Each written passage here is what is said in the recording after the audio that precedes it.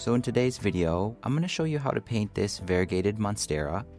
After that, I'll show you a simple trick that will instantly make all your houseplant illustrations much cuter.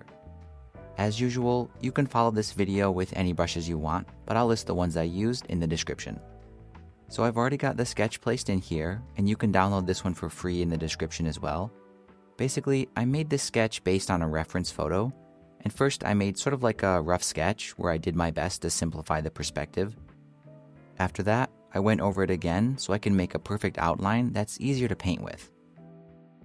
And once that's finished, I'll set this sketch layer to multiply, and then I'll start by painting the Monstera leaves on a separate blank layer down here. And each leaf is going to be different, but I'm following basically the same process. So to start, I'm going to grab the abstract round brush and a pretty deep emerald green tone, and I'm going to fill out the entire leaf in a blotchy wash. After that, I can move on to the next step, which is adding the variegation. And I like to do that effect with the selection tool, set to freehand. And what I'm going to do is kind of look at the reference photo and select some of the lighter areas. So this one has a big white area around here. Then I'll go to hue, saturation, and brightness, and I'm going to brighten it quite a bit. I'll desaturate it, and then shift the color from green a little bit more towards yellow so it ends up being warmer. I think this one I'll also brighten a little bit more. There we go. This one also has a segment here that's kind of in the middle, so I'll do the same thing again. And I think I'll also lighten this entire half here. And for this specific leaf, the variegation is pretty much done. Other leaves have definitely more complicated patterns going on, and I'll show you how to do those later on. For now, we can move on to the third step, which is adding some blur. So since we created all these different cells of color using the selection tool, it gave them a really sharp edge, and I want to soften that. So I'm going to grab the selection tool again, still set to freehand, and I'm going to create a random selection that kind of tunnels through all these different boundaries pretty randomly. I'll join it back. I'll feather it out a little bit, not too much, I think 10% is enough. Then I can go to my Gaussian blur effect, and this is just going to apply the Gaussian blur to the areas we selected. And you can see right away it has a kind of a really nice watery fading effect. I think that's pretty good. And it's a subtle thing, but breaking up these sharp edges really adds to the watercolor effect.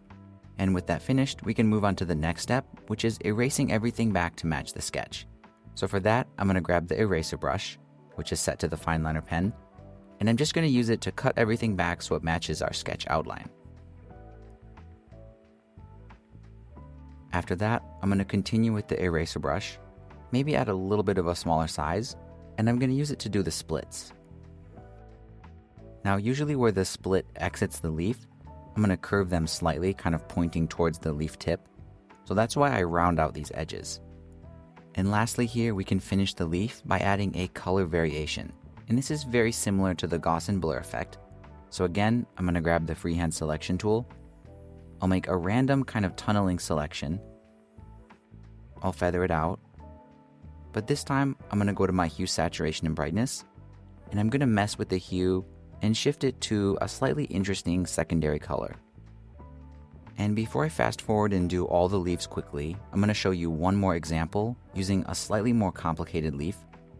Now I want to make sure every leaf is on its own layer, so I'll make a new blank layer, and just like before, I'm going to use the abstract round brush to loosely fill out a kind of blotchy wash covering the whole leaf. After that, I'm going to use the selection tool again, set to freehand, to do the variegation effect.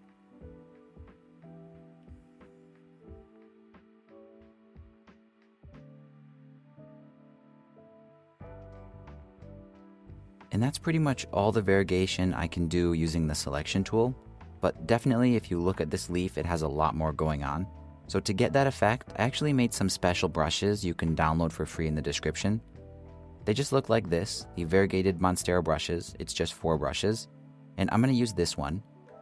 I'm going to select a very light, a warm gray tone, and I'm just going to paint this on in those variegated areas. Then in this area where there's a little bit of green variegation, I'll switch my color back to that same green, and I'll paint it on like this.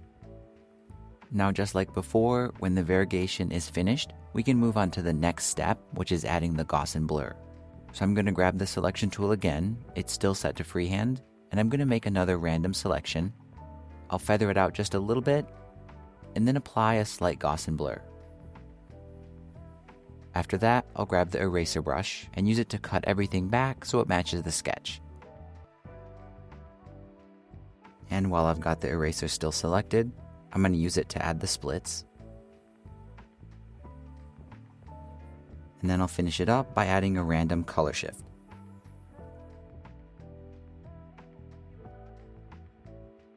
And I think that's a pretty good overview of the leaf process, so I'm just going to fast forward and do the rest of them real quick.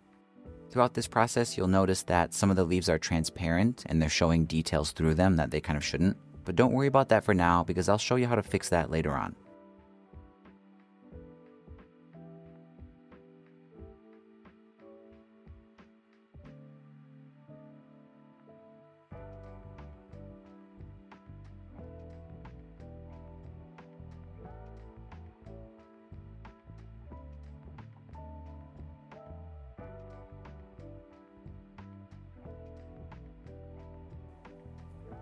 And there we go, I think these leaves look pretty good.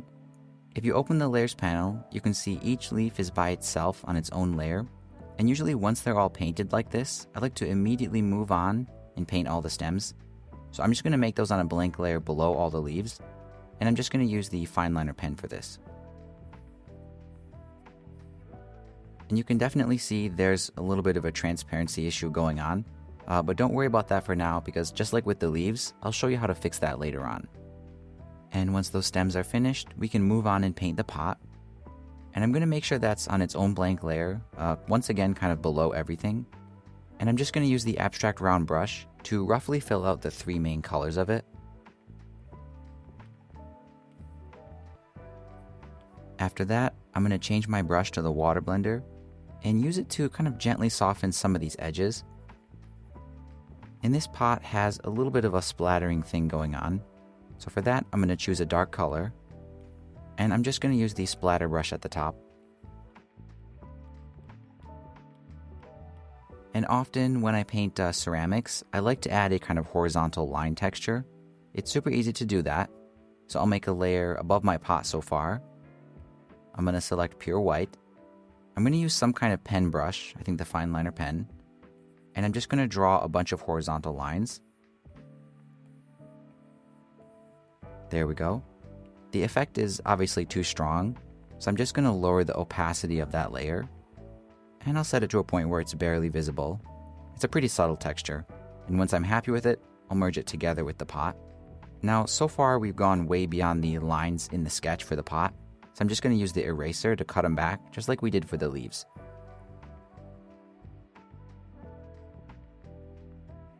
And now for the opening of the pot, I'm just going to draw that on using the fineliner pen brush. And I'm going to do it with pure black. And I'll just draw on this kind of semicircle shape. And since I feel like it doesn't stand out quite enough, I'm going to choose a lighter gray to outline the rim. Now at this point, the illustration isn't finished. We still have to solve that transparency issue. But I think now is a perfect time to show you how I add character to my potted plant illustrations. So for now, I'm going to turn off the sketch. I don't need it anymore. And I'm going to select the pot here. I think this will make a good example.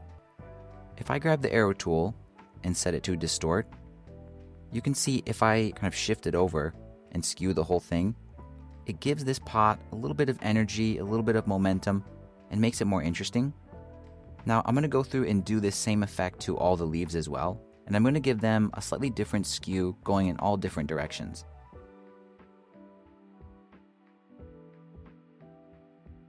And there we go, I'm really happy with this arrangement. And now we can finish up this illustration by fixing all these transparency issues. And the process for that is super easy. So for example, on these stems here, I'm just going to select the stem layer, grab the eraser brush, and then erase all the areas where it's overlapping.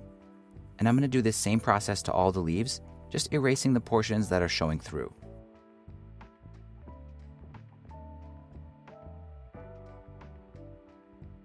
And just like that, this Monstera is finished. Don't forget to grab the free variegation brushes in the description, and maybe consider giving this video a like if you think I've earned it. Also, if you like the skewing technique I used for this Monstera, here are 2 more tutorials that utilize this same trick in different ways.